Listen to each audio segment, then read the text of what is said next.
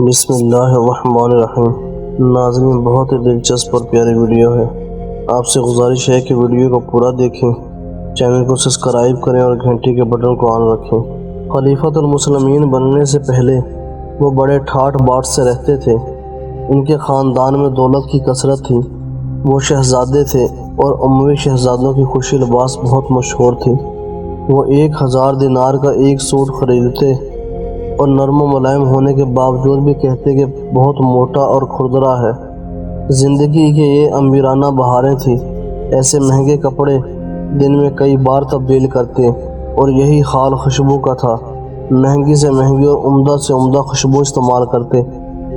ان کے روزمرہ کے استعمال کرنے والی اشیاء کا یہ حال تھا کہ جب انہیں مدینہ کا گورنر بنایا گیا تو مدینہ جانے کے لیے ان کا ذاتی سامان 30 اونٹوں پر لادا گیا۔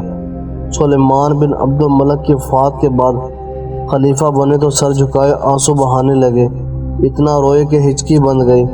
خلافت کا بوجھ اٹھانے سے بار بار انکار کیا، لیکن لوگوں کا اصرار بڑھتا ہی گیا۔ وہ سلیمان بن عبد الملک کے ولی عہد مقرر ہوئے، لہٰذا لوگوں نے انہیں اپنا خلیفہ بنا رہے تھے اور وہ مسلسل انکار کر رہے تھے۔ وہ روتے ہوئے بولے، میں خلافت کا بوجھ نہیں اٹھا سکتا۔ ان کے مسلسل انکار کے باوجود بھی خلافت کا بار ان کے کندھوں پر لا دیا گیا۔ خلیفہ بنے تو ان کے لیے شاہی سواری لائی گئی۔ سواری دیکھ کر ٹھٹک گئے اور پریشان کن لہجے میں بولے، یہ کیا؟ غلام نے جواب دیا، شاہی سواری۔ کہنے لگے، اسے بیت المال میں جمع کرا دو۔ ساتھ ہی وہ اپنے خچر پر بیٹھے اور دفتر چلے آئے۔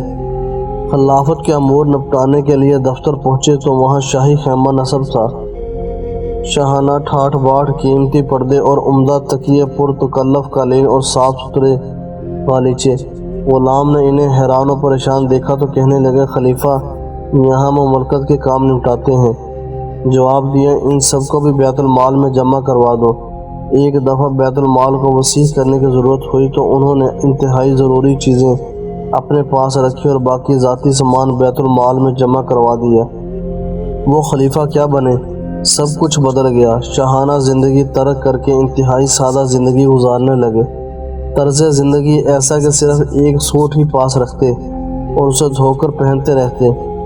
کہاں وہ 1000 درہم کے قیمتی نرم و ملائم سوٹ جو دن میں کئی بار بدلتے، اور کہاں موٹے کھدر کا ایک سوٹ جو کئی دن پہنے رکھتے تھے۔ ایک دفعہ عجیب واقعہ پیش آیا۔ خلیفہ کا ایک سوٹ اتنا پھٹ گیا کہ پہننے کے لائق نہ رہا۔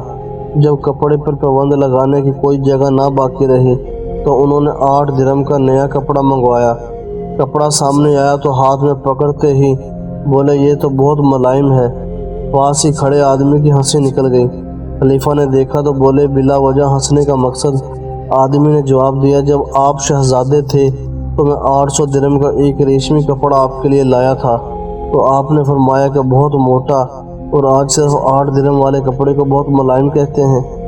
اپنی زندگی کی آخری بیماری میں جب مبتلا تھے تو مسلمہ بن عبد الملک نے اپنی بہن خلیفہ کی بیوی سے کہا، خلیفہ کی قمیض میلی ہو گئی ہے، لوگ عیادت کے لیے آتے ہیں، لہٰذا کوئی صاف قمیض پہنا دو۔ بھائی کے کہنے پر بہت خاموش رہے، لیکن اسرار پر بولی، اللہ کی قسم، اس کے علاوہ ان کے پاس دوسری کوئی قمیض نہیں۔ خلیفۃ المسلمین کا یہ حال دیکھ کر مسلم بن عبد الملک کی آنکھوں میں آنسو آ گئے۔ یہ خلیفۃ المسلمین سیدنا عمر بن عبد العزیز تھے۔ جس طرح امیر المسلمین ان کی بیوی کی تقویٰ اور سادگی کا یہ علم تھا، اسی طرح یہی حال ان کی بیٹیوں اور وقت کی شہزادیوں کا تھا۔ ان کے کپڑے پابند لگے ہوتے تھے۔ ایک دن تو یوں ہوا کہ کسی کام کے لیے اپنی شہزادی کو آواز دی، کافی دیر گزر گئی لیکن وہ نہ پہنچی تو بڑے پریشان ہوئے۔ دوبارہ آواز دی مگر وہ نہ آئی۔ بالا آخر انہوں نے کام نپٹایا تو کچھ دیر بعد صاحبزادی حاضر ہوئی۔ پوچھا، میرے آواز دینے پر آپ کیوں نہیں آئے؟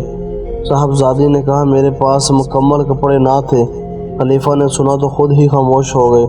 خلیفہ کی زندگی میں عید آئی تو چند دن قبل ان کی بچیاں باپ کے پاس آئی اور بولی، ابا حضور، عید کی آمد ہے، ہماری سہیلیاں کپڑے بنوا رہی ہیں، ہمارے تو پرانے کپڑے بھی پیوند زدہ ہیں، کیا عید پر ہم نئے کپڑے نہیں پہنیں گے؟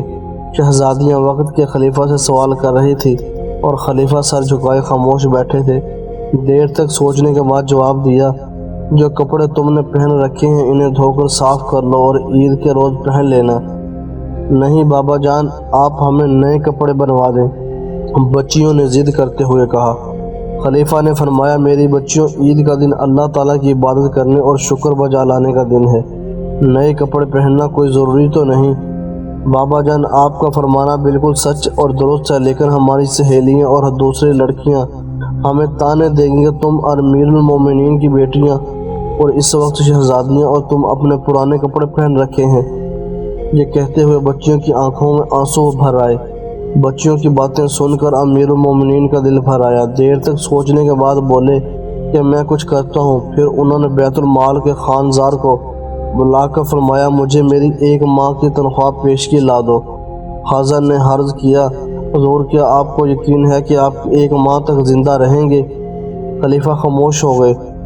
خازن کی بات بجا تھی، موت کو کسے خبر کہ کب اور کہاں آ جائے، اور بولے، جزاک اللہ، تو نے بے شک عمدہ اور صحیح بات کی۔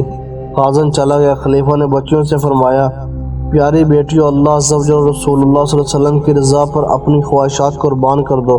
کوئی شخص اس وقت تک جنت کا مستحق نہیں بن سکتا جب تک وہ کچھ قربان نہ کر دے۔